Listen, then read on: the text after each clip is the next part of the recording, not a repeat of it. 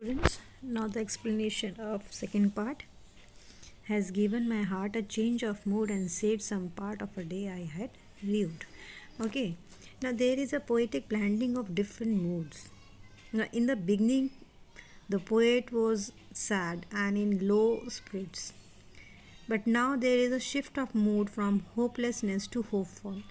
Okay, when the soft snow particles fell on the poet, it brought transformation in his mood.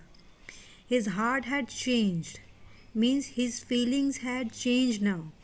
His major part of the day had spoiled because of his pensive mood, but as he came in the lap of nature, he could spend the rest of the day happily. The poet became relieved and happy. Now the poet, he has used three symbols, and these three symbols are associated with negativity, death. But the poet transforms all the three into positive symbols. Here the poet wants to say that nature has the power to calm us. It can bring positive change in our life. Yes, apart of the fact that joys and sorrows are the two sides of coin, and we cannot avoid that. We should have the optimistic attitude towards life. Now come over to the literary device which are used in this poem. Enjambment, it refers to the practice of running lines without using any punctuation marks. Here the whole poem, it is written in single sentence. As you can see, the full stop at the end of the sentence. So enjambment is has been used here. Now second is alliteration. Now alliteration means it refers to the consonant sound, repetition of consonant sound. Now second stanza, first line and third line. H sound in the first line has given my heart her H sound, and saved some parts S sound. It is repeating here.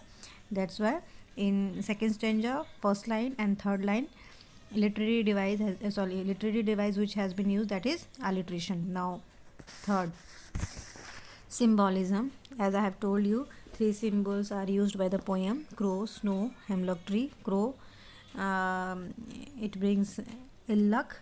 Snow, they are associated with it is associated with hardships, lack of life. Hemlock tree, it is a poisonous tree. Now next one is imagery. Imagery refers to the images or mental pictures evoked by the poet in the reader's mind, through which the reader can imagine about the landscape or the thing which the poet wants to create in the reader's mind. Here the poet has used that wintry landscape, and through this imagery he has beautifully picturized that landscape. This is all about this literary device. Now come over to the rhyme scheme. Now the rhyme scheme which is used here, that is A B word: crow, snow, me, tree, A B, heart, part, mood, rude. So the rhyme scheme which is used here, A B. That's that is about rhyme scheme. Now the message conveyed by this the poet, this that nature has the power to console us, to calm us, to soothe us, to relax us.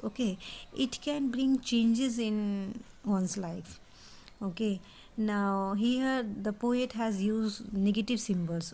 Though these are negative symbols, but these negative symbols also bring some positive things in our life. It brings positivity in our life. Not only that, the poet has also conveyed the message that joys and sorrows, these two things are a part of our life. We cannot avoid this, these are inevitable. But the important thing is that we should not lose hope and have an optimistic attitude towards life. This is all about message. Thank you.